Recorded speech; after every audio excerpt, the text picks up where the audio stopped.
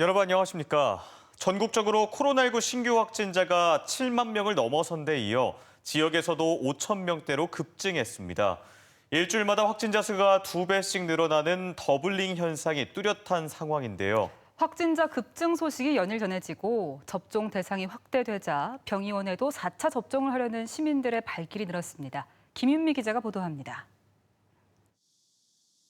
이달 초까지 한산하던 대전시청 선별진료소에 다시 대기줄이 생겨났습니다.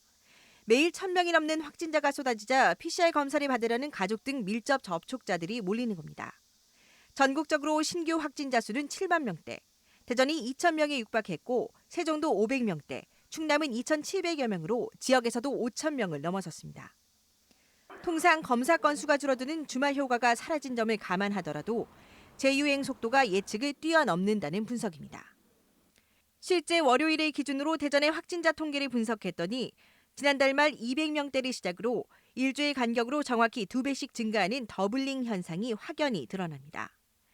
전파력이 센 동시에 면역 회피에 능한 변이 바이러스인 BA.5가 빠르게 번지며 우세종으로 자리 잡은 게 원인입니다. 방역 조치 완화나 이제 현재 여름철 국내외 휴가객이 증가함으로 인해서 환기 이런 부분들에 대한 여러 가지 문제가 있는 것 같고요.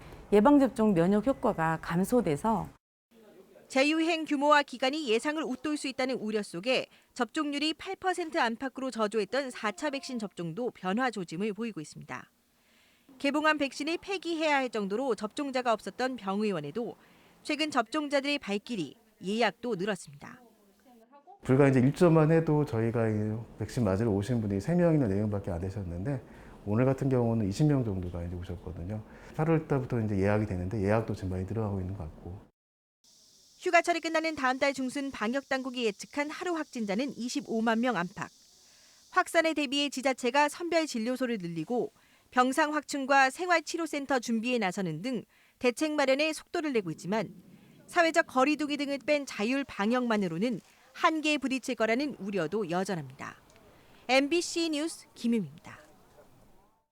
서버가 해킹돼 대전의 최대 콜택시인 양반콜 운영이 사흘째 중단되고 있습니다. 시민들의 불편이 계속되고 있는데 서버 운영사가 복구에 나섰지만 근본적인 재발 방지책이 필요해 보입니다. 조영찬 기자의 보도입니다.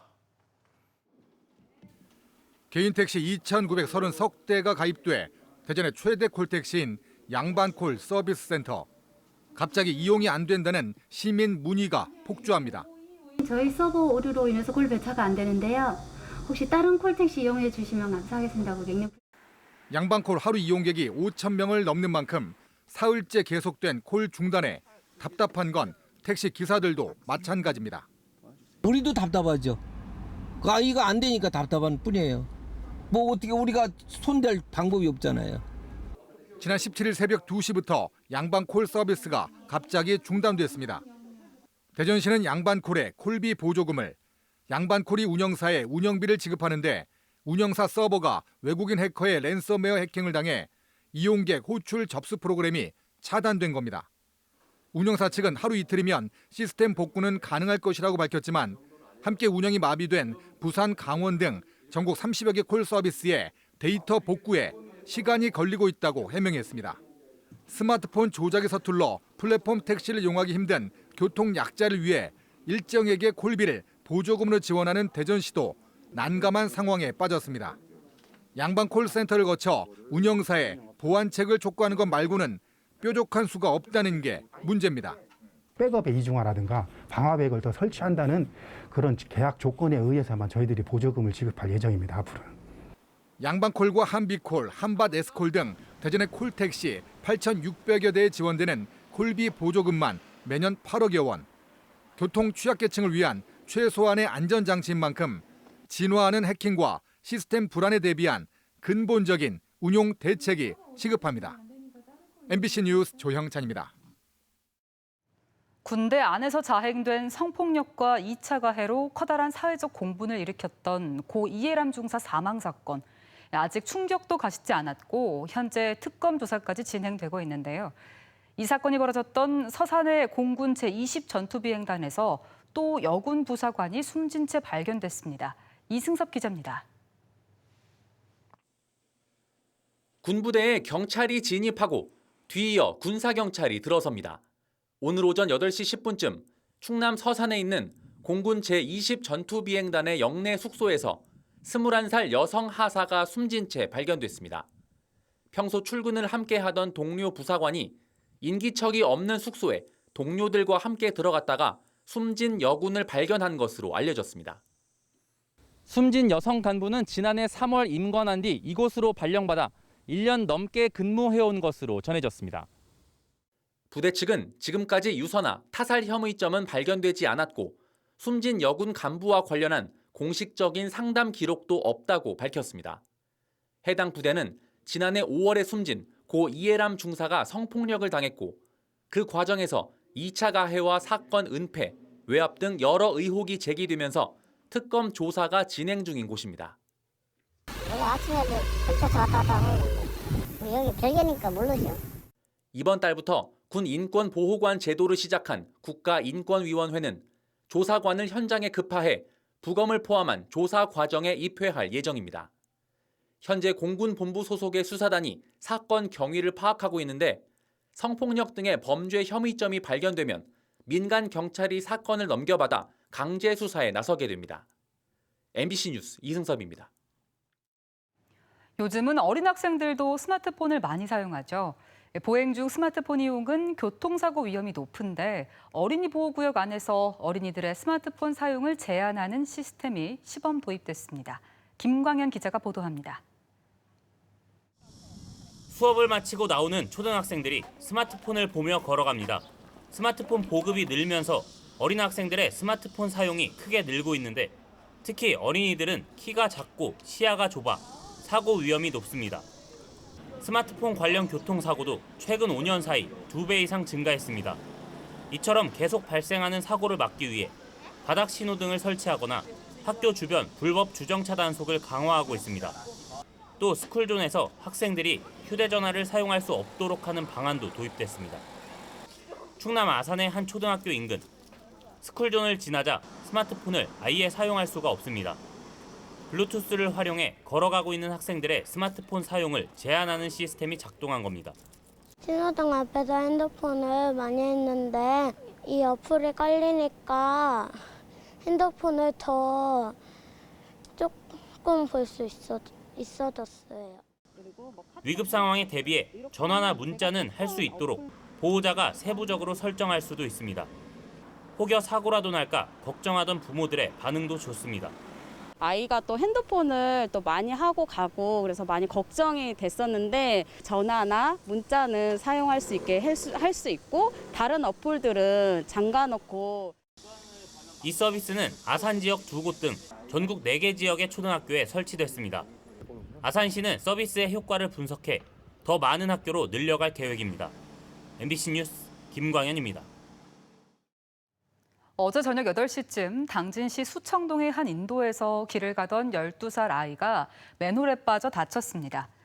1m 이상 깊이의 맨홀은 뚜껑이 파손돼 플라스틱 재질의 수도 계량기 덮개가 임시로 덮여 있는 상태에서 아이가 이를 모르고 걷다 맨홀에 빠졌고 다리에 찰과상 등을 입는 한편 심리적 불안감을 호소하고 있는 것으로 전해졌습니다.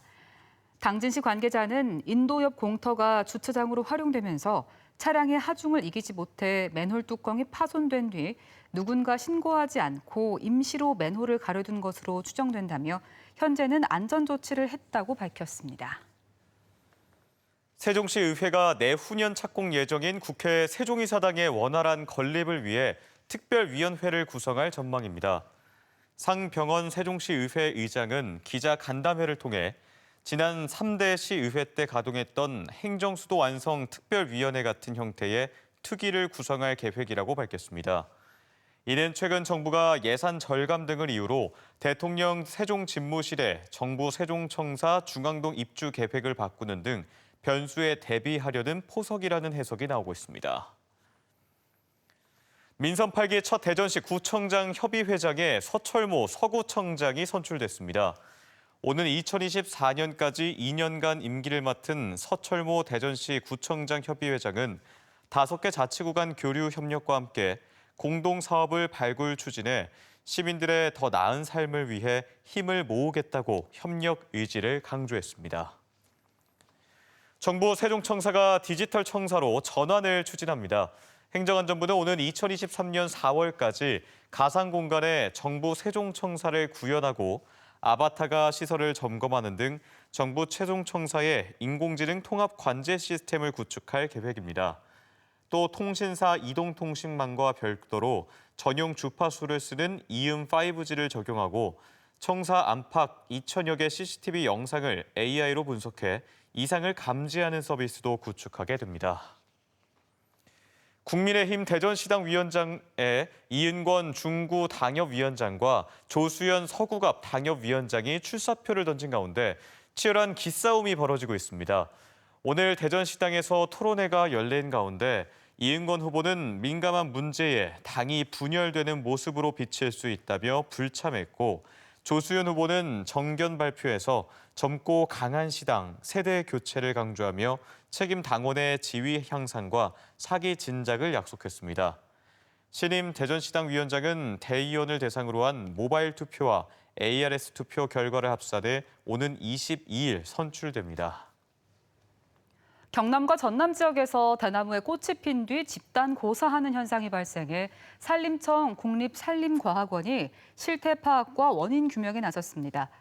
국립산림과학원이 지난달 경남 사천과 하동, 밀양 등 7개 시군 73개 대나무 숲을 대상으로 조사한 결과 40%가 넘는 32곳에서 개화 흔적과 함께 고사가 진행됐고 17곳은 이미 집단 고사가 발생한 것으로 나타났습니다.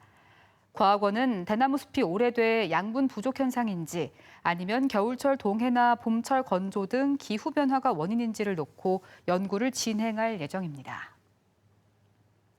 홍성군이 친환경 벼 재배 등에 활용했던 왕우렁이 수거에 나섰습니다. 왕우렁이는 논 잡초 제거용으로 도입된 뒤 친환경 벼 재배 등에 활용해 왔는데 지난 2019년 환경부는 왕성한 번식력으로 생태계에 부정적 영향을 미칠 수 있다며 생태 교란 생물로 지정한 바 있습니다. 6.25 전쟁 당시 대전에서 치른 최초의 방어 전투에서 희생된 미군 전사자를 추모하고 전승을 기념하는 대전지구 전투 전승 기념식이 대전시청에서 열렸습니다. 올해로 8번째를 맞은 기념식에서 이장우 대전시장은 대전지구 전투가 없었다면 낙동강 방어선 구축 등의 작전이 어려웠다며 대전지구 전투의 역사적 의미를 널리 알려나가겠다고 밝혔습니다. 대전시는 앞으로 미 8군 사령부와 교류 협력을 강화하기 위해 미군 장병들의 시티 투어도 지원할 계획입니다. 인구 증가로 가수원동에서 분리된 대전 도안동에 행정복지센터와 육아종합지원센터가 문을 열었습니다. 도안동 행정복지센터는 지하 1층, 지상 4층 규모로 건립됐으며 함께 들어선 서구 지역 첫 육아종합지원센터는 놀이시설과 장난감 대여실 등이 마련돼 행정과 복지 기능에 보육 기능을 더한 새로운 복합 커뮤니티 공간으로 선보였습니다.